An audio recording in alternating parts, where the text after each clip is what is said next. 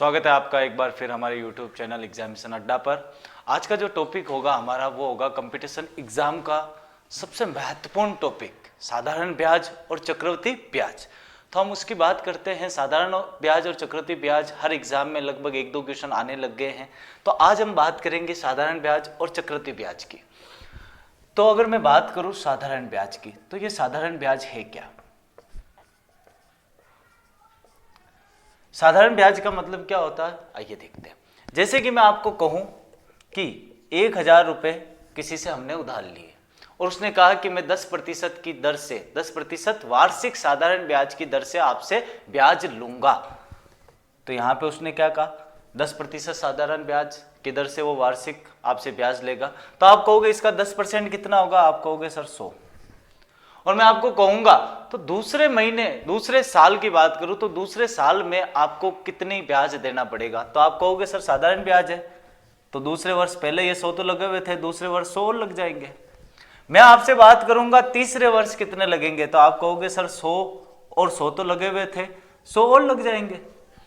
यानी कि साधारण ब्याज जो होता है हर वर्ष एक समान रूप से बढ़ता है। पहले वर्ष 10% इसका कितना हुआ 100, तो दूसरे वर्ष ये 100 तो हमारे हो गए और 100 और जुड़ गए। तीसरे वर्ष की बात करें तो ये 100 और 100 तो हो गए, 100 और जुड़ गए, यानी कि एक समान रूप से बढ़ता है। लेकिन अगर मैं बात करूं चक्रवृद्धि ब्याज की, अगर हम कंपेयर करें चक्रवृद्धि ब्याज, कंपाउंड इंटरेस्ट, ये सिंपल इंटरेस्ट, अगर मैं कंपाउंड इंटरेस्ट की बात करूं तो वहां क्या होगा। अगर मैंने किसी से 1000 रुपए लिए हैं और उसने कहा मैं 10% वार्षिक दर से आपसे लूंगा, लेकिन ये जो ब्याज है ये चक्रवृद्धि रूप में चलेगा, तो क्या होगा, पहले वर्ष तो ये समान होता है, 1000 का 10% तो यहां पे भी 1000 का 10% कितना होगा 100।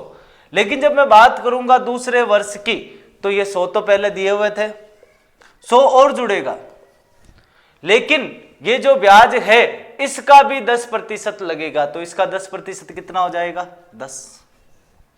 जब मैं तीसरे वर्ष की बात करूंगा तो तीसरे वर्ष क्या होगा 100 प्लस 100 प्लस 100, मतलब साधारण ब्याज की तरह से चल रहा है 100 प्लस 100 प्लस 100, लेकिन इस 10 का 10% और लगेगा, तो इस 10 का 10% कितना होगा 1।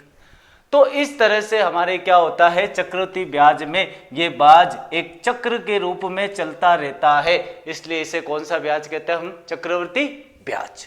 तो समझ में आ गया होगा आपको दोनों में फर्क।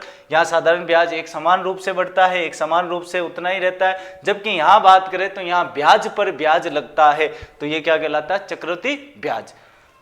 अगर आपको ये वीडियो पसंद आए तो इसको लाइक करें, शेयर करें, अपने दोस्तों के साथ आगे बढ़ाएं, उनको भी यहाँ से पढ़ने का मौका दे। अब हम बात करते हैं साधारण ब्याज की। तो हमारा पहला टॉपिक जो आज से स्टार्ट हो रहा है वो क्या होगा, साधारण ब्याज। हमने इन दोनों में फर्क देख लिया।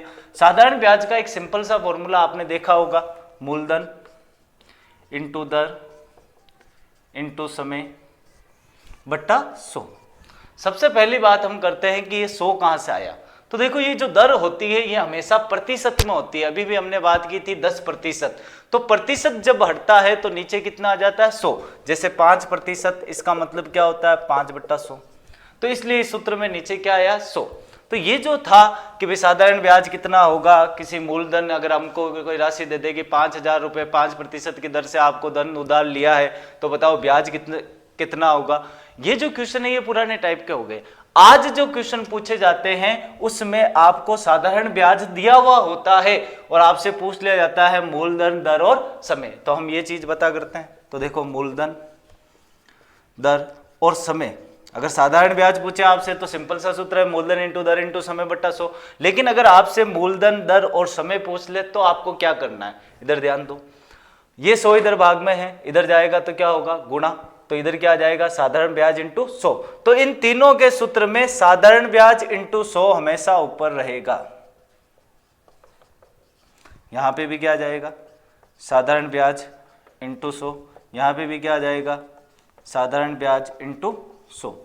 अब हमें क्या पता करना है कि भाई मूलधन में क्या आएगा। तो देखो हमें अगर मूलधन ज्ञात करना है तो मूलधन को छुपा लो, पीछे क्या बचा दर और समय, तो यहां नीचे क्या आ जाएगा दर इंटू समय।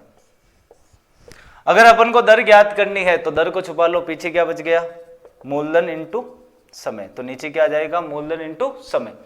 अगर हमको समय ज्ञात करना है तो समय को छुपा लो, तो पीछे क्या बच गया, मूलधन और दर। तो हम यहाँ नीचे क्या लिख देंगे, मूलधन इंटू दर। तो हमारे पास सबके फॉर्मूले बन गए। अगर साधारण ब्याज सीधा पूछे तो मूलधन इंटू दर इंटू समय बट्टा 100। लेकिन यदि साधारण ब्याज दिया हुआ हो और आपसे मूलधन पूछ ले तो आप क्या करोगे, साधारण ब्याज इंटू 100। ये तो रट लो, साधारण ब्याज इंटू 100 सब में ऊपर रहेगा।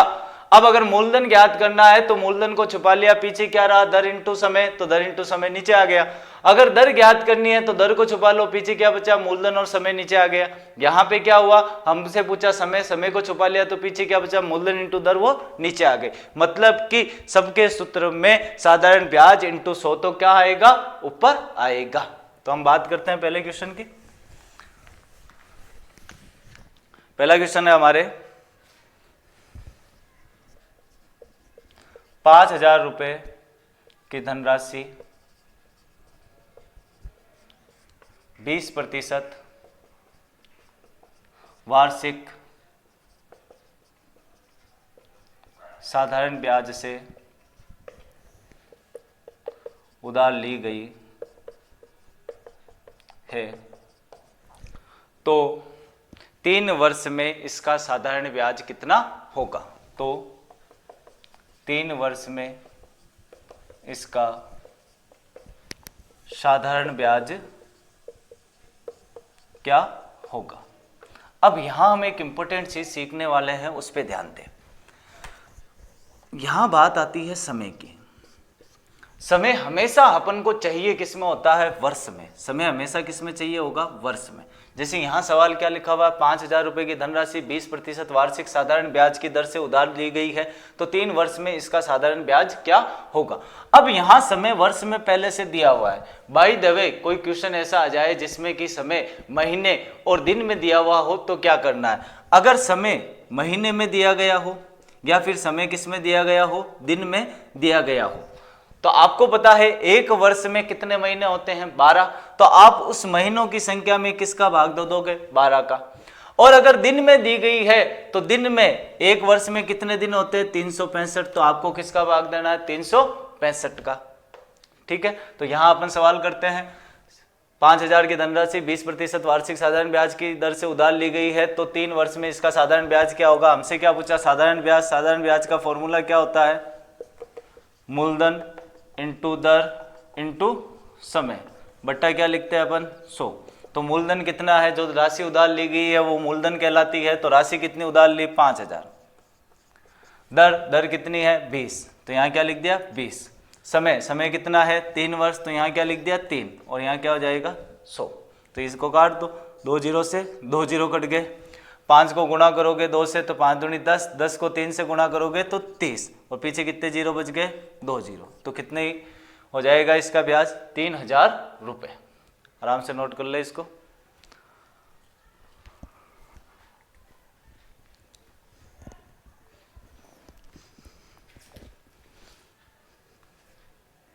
कोई प्रॉब्लम। अगला क्वेश्चन अपन करते हैं।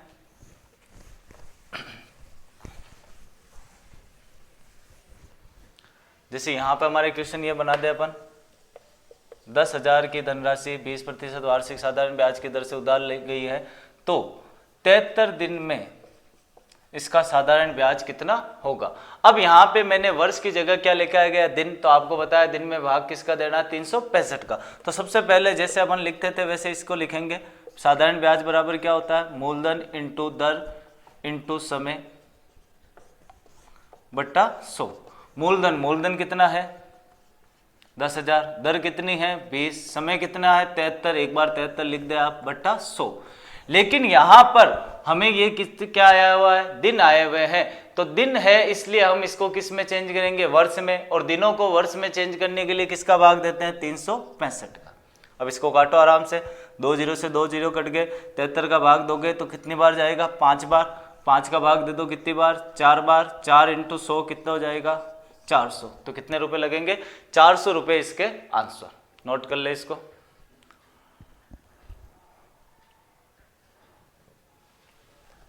इसको आराम से नोट कर ले आप। अगला क्वेश्चन अपन बात करते हैं।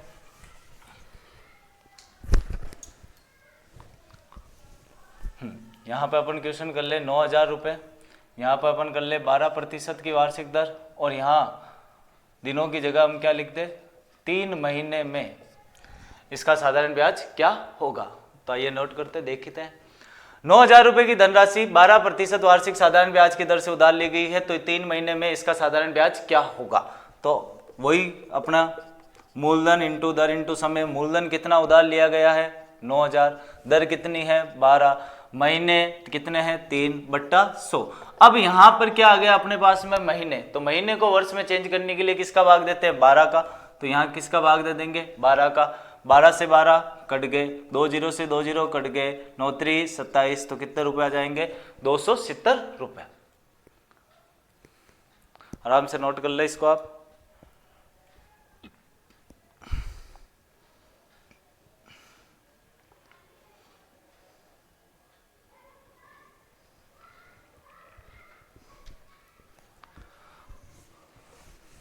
अगला सवाल अपन देखते हैं।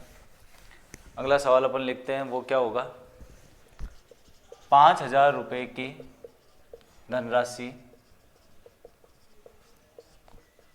कितने प्रतिशत वार्षिक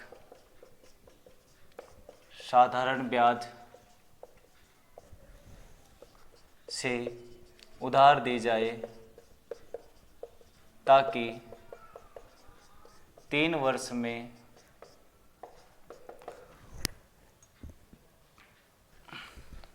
उसका साधारण ब्याज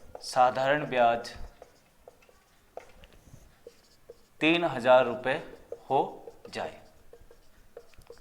सवाल क्या हमारा 5,000 रुपये की धनराशि कितने प्रतिशत वार्षिक साधारण ब्याज की दर से उधार दी जाए ताकि 3 वर्ष में उसका साधारण ब्याज 3,000 रुपये हो जाए। अब यहाँ पर जो हमने पहला टाइप पढ़ा था वो पुराना टाइप था, वो आना बंद हो गया। अब इस टाइप के क्वेश्चन पूछे जाते हैं अपना। तो यहाँ सबसे पहले अपन को ये देखना है कि अपन को निकालना क्या है। अगर हम बात करें तो यहाँ अपन को क्या निकालना, कितने प्रतिशत वार्षिक साधारण ब्याज की दर से, साधारण ब्याज की दर से, यहाँ मैं लिख देता हूं कि दर से। तो अपन को क्या निकालना है, दर निकालनी है।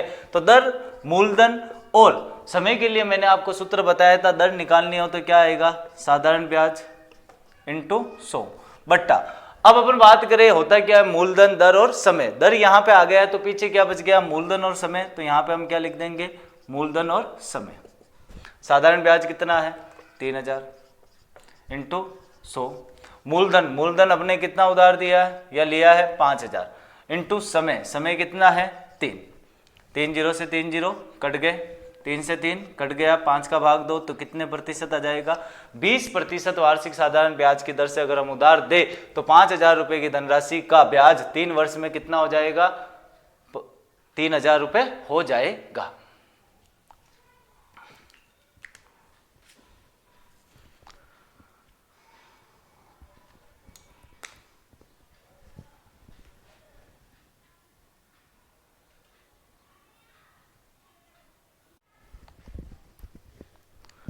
अगले क्वेश्चन की बात करते हैं अपन।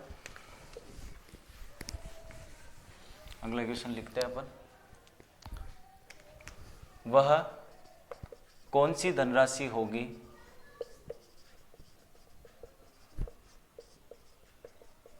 जिसका 5% वार्षिक साधारण ब्याज की दर से 6 वर्ष का साधारण ब्याज 1,800 रुपये हो जाए।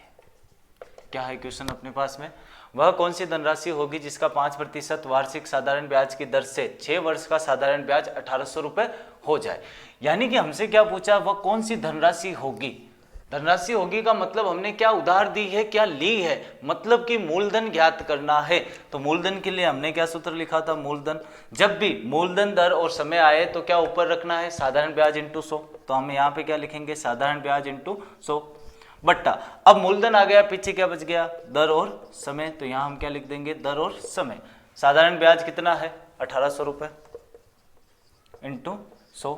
दर कितनी है 5% इंटू समय कितना है अपने पास में 6 वर्ष, तो 6 काट दो यहाँ से, 5 का भाग गया कितनी बार, 20 बार, 6 का भाग गया 6 3 18 0, गुणा कर लो, 2 तिया 6, 2 3 0 के 3 0, 2 यहाँ से 1 यहाँ से, तो कितनी धनराशि होगी वो 6,000 रुपये वो धनराशि होगी। आप आराम से नोट कर ले इसको।